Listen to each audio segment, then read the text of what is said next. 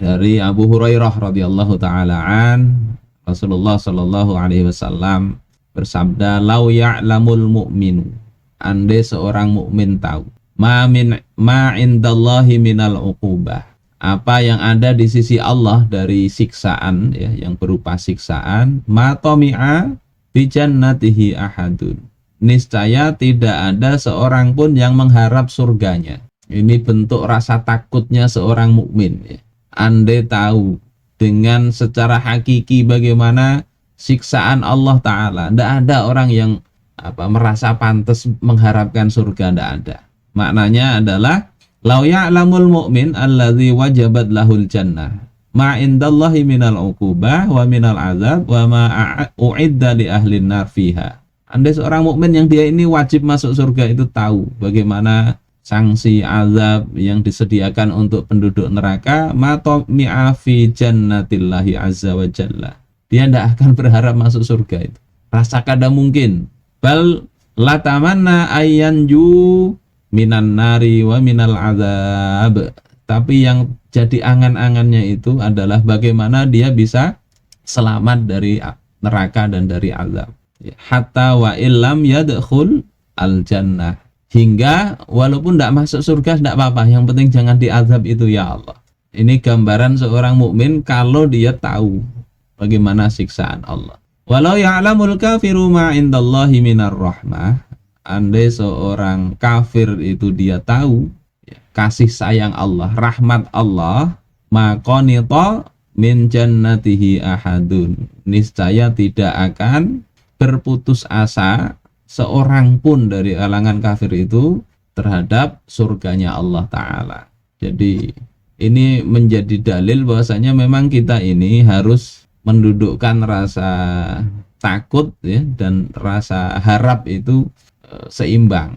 Seimbang itu gimana? Ya jangan terlalu takut, tapi jangan juga terlalu berharap, ya. Ar-roja dan al-khauf ini perlu kita dudukkan pada levelnya masing-masing. Pak, apa levelnya? Sebagian ulama mengatakan kalau saat hidup sehat begini harus lebih banyak rasa takutnya.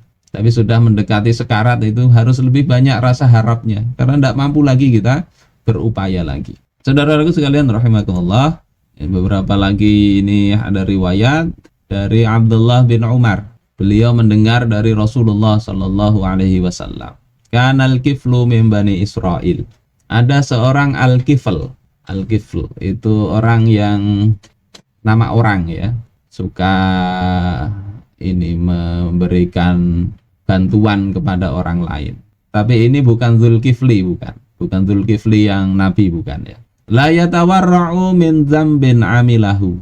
Dia itu tidak bersikap hati-hati, tidak wara' dari dosa yang dia lakukan. Jadi suka bersedekah mungkin, ya, tapi maksiat jalan.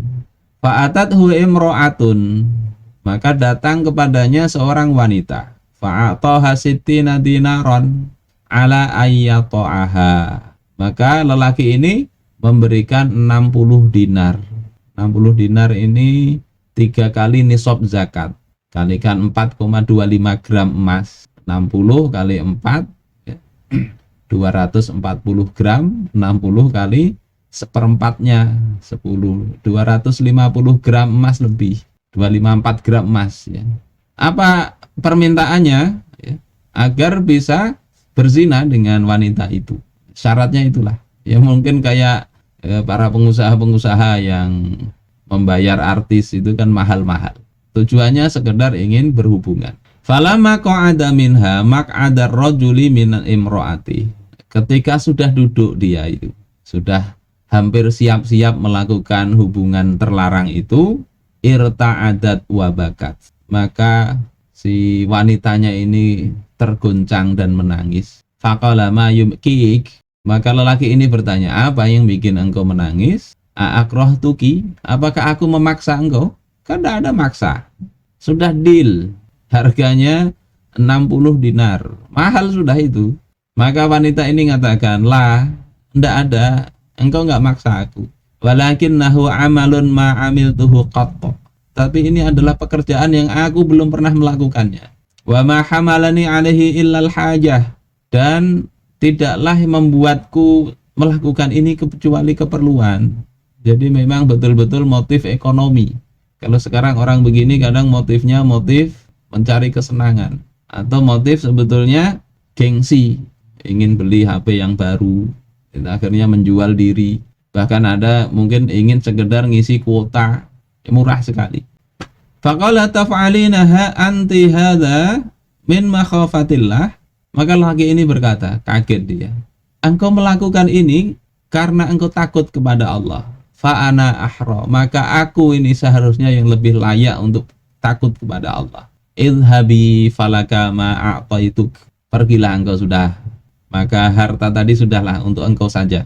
Wa wallahi la a'sillaha ba'daha abada, demi Allah aku tidak akan maksiat lagi kepada Allah selamanya. Famata min lailatihi, maka laki-laki ini mungkin saking ininya ya, takutnya kepada Allah, Allah berikan hidayah, terketuk hatinya dengan wanita tadi yang sudah hampir berzina padahal, tapi Allah selamatkan.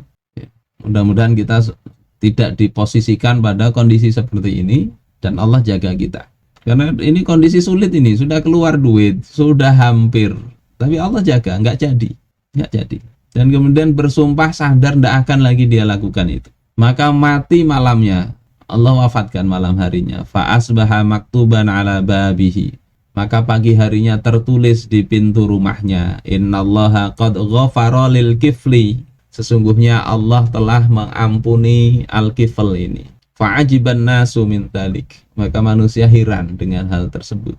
Jadi banyak kasus-kasus seperti ini ya, cerita-cerita begini, kisah yang Allah berikan kemuliaan, padahal amalnya apa? Amalnya hampir terjatuh kepada maksiat, tapi karena takut kepada Allah, dia tinggalkan maksiat itu, Allah ganti dengan yang lebih baik.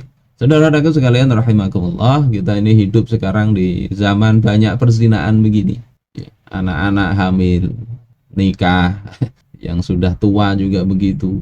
Tidak hanya laki-laki dengan perempuan, tapi laki-laki dengan laki-laki. Maka ini bisa menjadi cermin untuk kita berkaca, masyarakat kita berkaca. Bagaimana ini posisi yang sebetulnya sangat sulit untuk dihindari, tapi tadi Allah berikan penjagaan, mungkin karena kebaikan-kebaikan amal-amal sebelumnya, sehingga Allah jaga dari dosa yang besar ini. Oleh sebab itu jangan kita remehkan ya, amalan kecil, karena bisa jadi amal kecil itu menjadi satu sebab Allah senang, dan kalau Allah senang maka kita akan terjatuh ke dalam sebuah dosa besar karena kekurang waroan kita. Allah bisa tegur, Allah bisa ingatkan.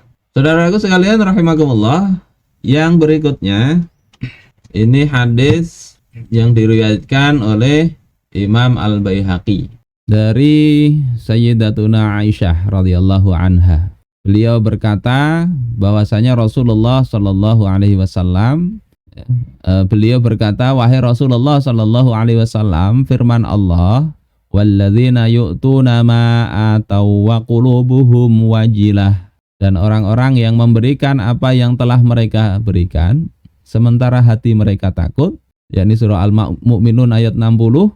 Beliau bertanya, ahuwallazi yazni wa yasriqu wa yashrabul khamra, apakah dia yang dimaksud ayat ini adalah orang yang berzina, mencuri, minum khamr, yang dia banyak dosanya, kemudian takut pada Allah, apakah itu? Maka Rasulullah menjawab, la ya binta Abi Bakr au ya binta Siddiq, tidak wahai putrinya Abu Bakar atau putrinya As-Siddiq, walakinnahur rajulu yasum, tetapi yang dimaksud ayat ini adalah orang-orang yang dia berpuasa, wa yatasaddaq, dia bersedekah, wa yusalli, dia salat, wa huwa yakhafu alla yutaqabbala min, sementara dia ini takut kalau amal itu tidak diterima.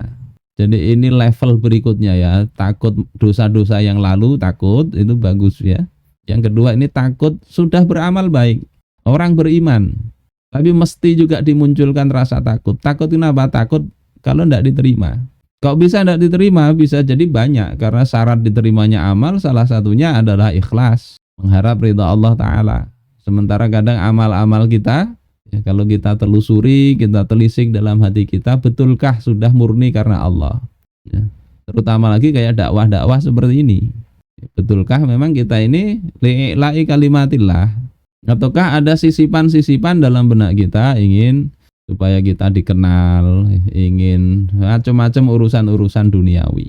Maka takut, hendaknya takut. Kalau orang yang berdosa itu sudah mesti lagi takut. Tapi orang-orang soleh itu tidak luput dari dosa hati, biasanya begitu. Entah itu hasad, ya, rasa dengki, entah itu rasa iri yang tidak baik, ya. Atau tadi ada riya, sum'ah, ujub dan sebagainya. Maka mesti kita takut itu. Kemudian riwayat yang lain ini dari Thauban, dari Nabi Shallallahu Alaihi Wasallam. Kata beliau, Rasulullah Shallallahu Alaihi Wasallam bersabda, la a'lamanna aqwaman.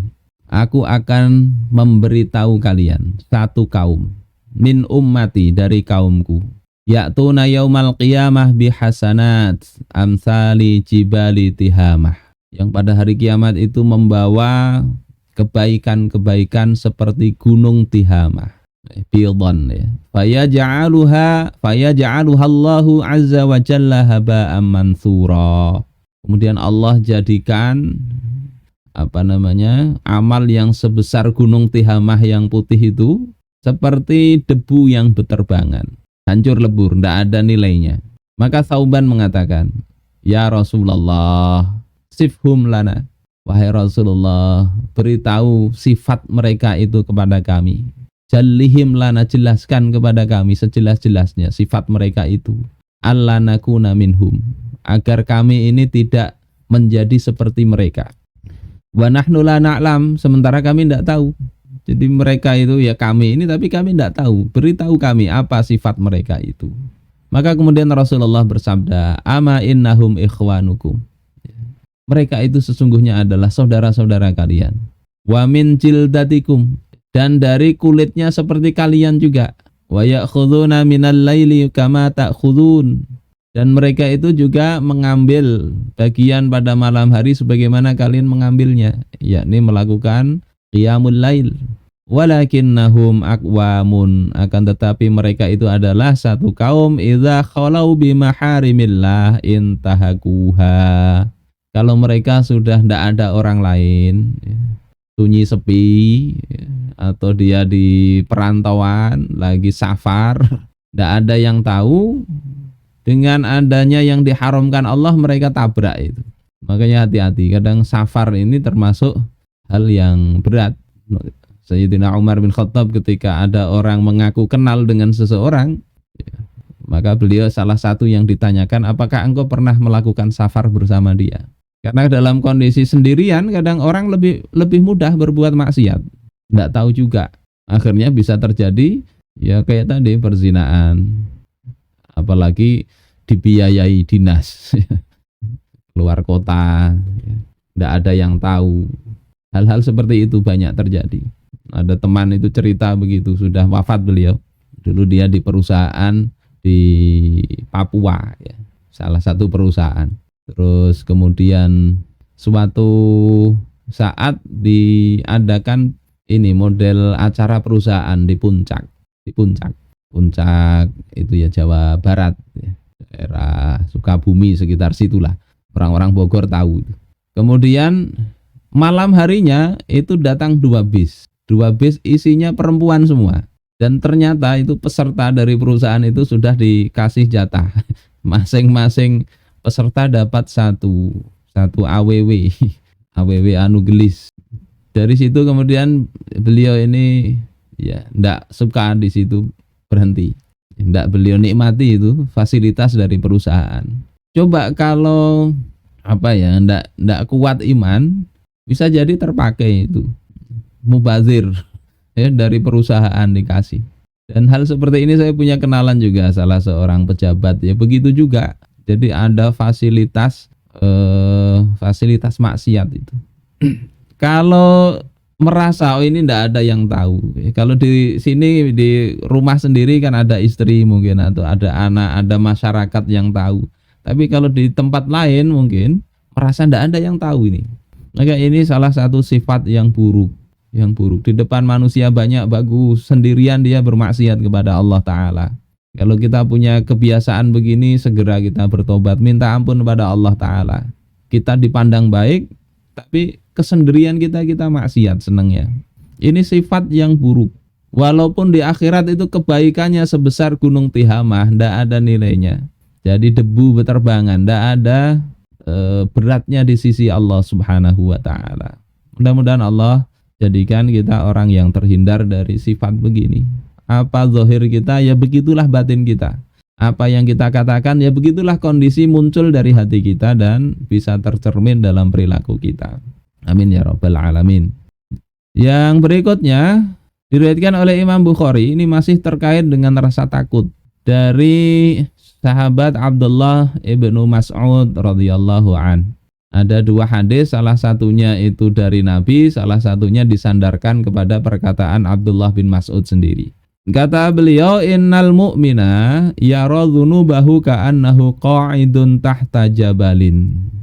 Orang yang beriman itu, dia akan melihat dosa-dosanya seolah-olah dia itu duduk di bawah gunung. Yakhafu ayyaqa'a alaih. Dia takut gunung itu jatuh, khawatir. Ini orang beriman, sifatnya mesti begitu. Kalau kita menganggap rendah, remeh kesalahan kita, ini bukan sifat orang beriman. Wa innal fajira yara dzunubahu kadzubabin marra ala anfih. Sementara orang fajir, orang yang dia durjana, orang pendosa, orang yang celaka, dia akan memandang dosa-dosanya seperti seekor lalat yang lewat di depan hidungnya. Tidak bahaya lalat, kibas saja sudah mergi itu, tidak ada pengaruhnya. Ini kaitannya dengan sikap. Dosanya bisa jadi sama, tapi memandang dosa itu berbeda. Pernah saya ceritakan ya, dulu ada di kitab apa itu? Al-Asalibun Nabawiyah fit Ta'lim. Sahabat yang dia melakukan dosa, dia mau beli kurma, mencari yang baik, ya, ada pembeli perempuan, cari kurma yang baik, dia bilang ada di dalam. Kemudian dia cium ya di dalam, dia cium perempuan itu. Kemudian dia merasa menyesal, merasa seolah-olah jadi penduduk neraka sudah itu, gara-gara itu. Sampai kemudian datang kepada Abu Bakar, nangis, kata Abu Bakar, sudah tutupi dosa engkau ini dan bertobatlah. Datang ke sahabat lain sampai kepada Rasul. Rasulullah marah, beginikah perlakuan engkau terhadap istri saudara engkau yang sedang berjuang di jalan Allah? Semakin menjadi-jadi dia itu merasa sudah aku ini penduduk neraka. Akhirnya Allah turunkan untuk apa? Dirikan sholat. Kemudian ada riwayat itu apa di bagian ayat itu, innal hasanat yudhibnas sayyiat. Sesungguhnya kebaikan itu bisa menghapus keburukan. Catatannya ayat ini turun terhadap sahabat tadi yang merasa berdosa tadi. Terus mungkin datang sekali zaman sekarang orang yang menganggap mencium tidak apa-apa. Nah itu beda, tidak bisa disamakan. Itu sikap orang mukmin dengan orang fajir. Bahkan itu dengan sholat, dengan berwudu sudah selesai itu dosa berciuman itu. Allah ampuni. Ya itu karena ada penyesalan tadi. Kalau tidak bisa jadi itu membuat murkanya Allah Ta'ala.